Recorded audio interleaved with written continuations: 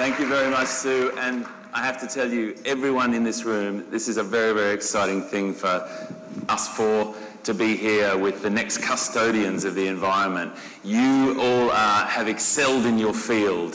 The reason why you're here today is because you are the best of the best. And I want you to remember that. I really want you to know that why you're here today is because of that reason.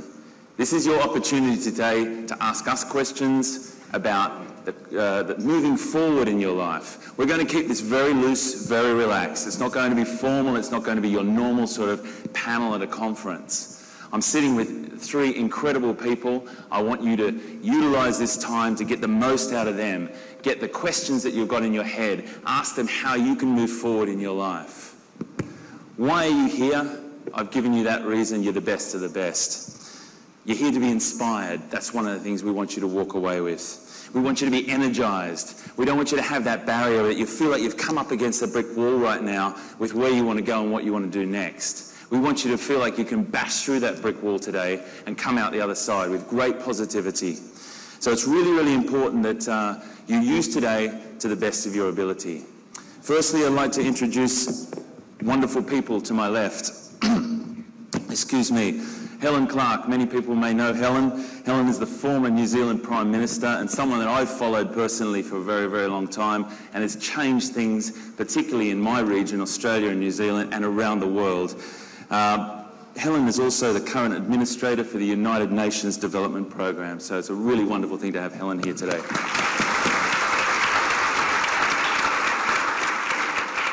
To Helen's left, we have Nadia Huta-Gulung. Most people know her here, an absolutely amazing and passionate person as well. She's a regional TV personality, environmentalist, and founder of greencampong.com.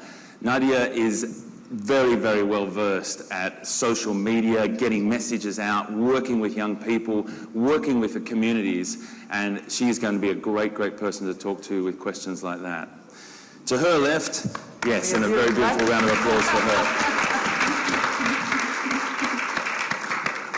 To her left, Fritz van Dijk. Now, Fritz is the Executive VP and Zone Director for Asia, Oceania, Africa and the Middle East of Nestlé, the wonderful, incredibly huge company that does so many great things around the world.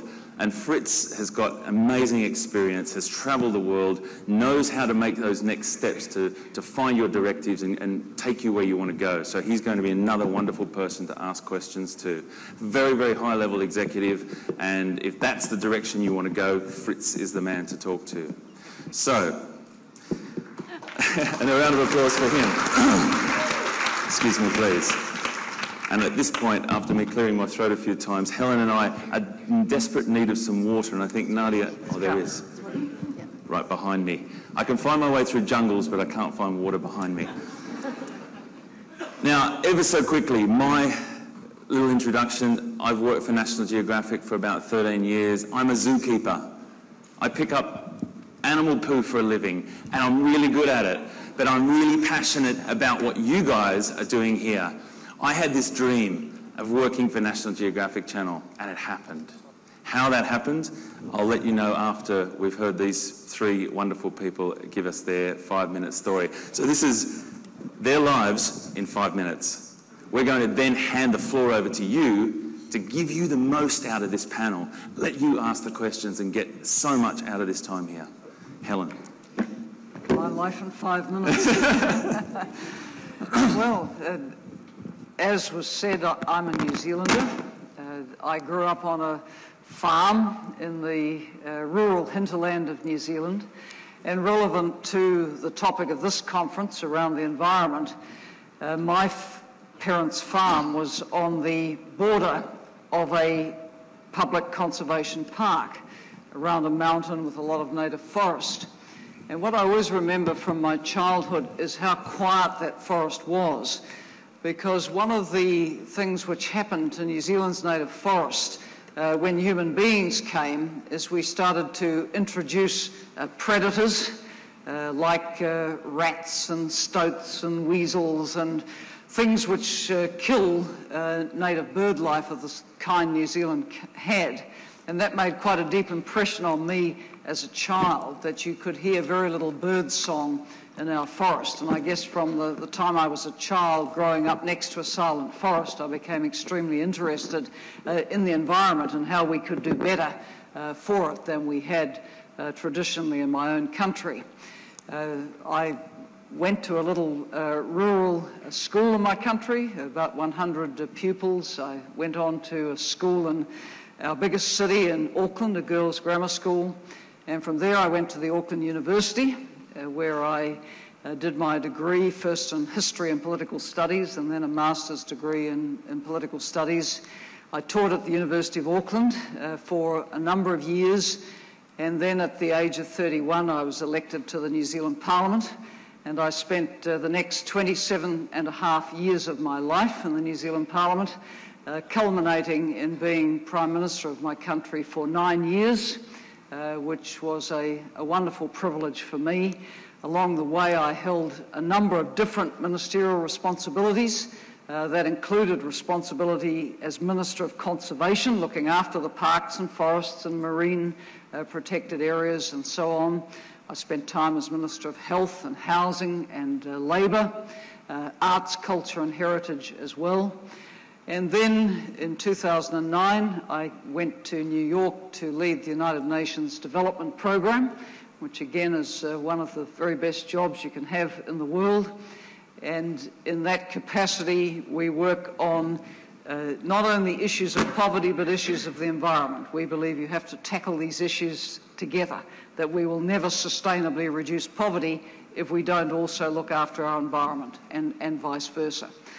So that's my life, I think, in 5 minutes.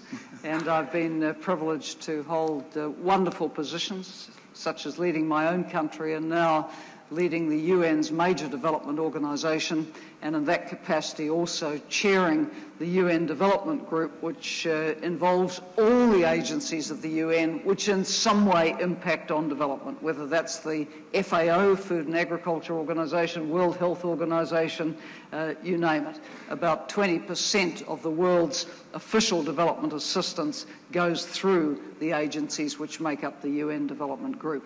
Thank you.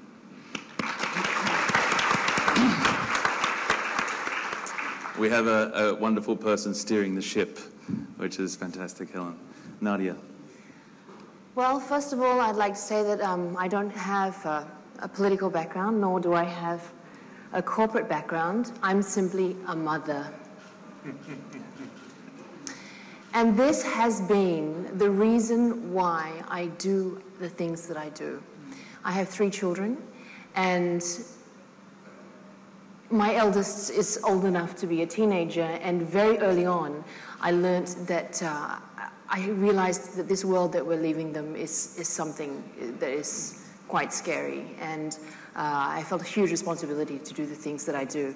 I've been in front of the camera for 25 years now, and it was when I got in front of the TV camera I realized that I also had a voice. And although I was a host on a popular music station, which some of you may be familiar with, I used that platform to talk about issues that were important to me, you know, whether it was the International Year of the Ocean or talking about the orangutans. That was the platform that I used. My family hails from Sumatra, makanya namanya Nadia Hutagalung kan, Batak ya, okay. And so my mom, who is Australian, mama saya kan orang Australia, and when she was here in the 70s, she rescued 2 orangutan that had been stolen from the zoo in Bandung. So my mom traveled with these 2 orangutan and traveled with them back to Kalimantan to a Dutch woman who had a reserve there. So I had heard these stories from my mom as a child growing up. And this is what kept me going and inspired me to talk about the deforestation and the issues that were facing the orangutan. At that time, to me, it was the orangutan, and then I quickly realized that it was their entire habitat and all of the other species that we needed to take into consideration. In the years since, I've been nominated for and won Asian Television Awards, but what was truly rewarding for me was when one of my colleagues came up to me one day and said, "You know, Nat,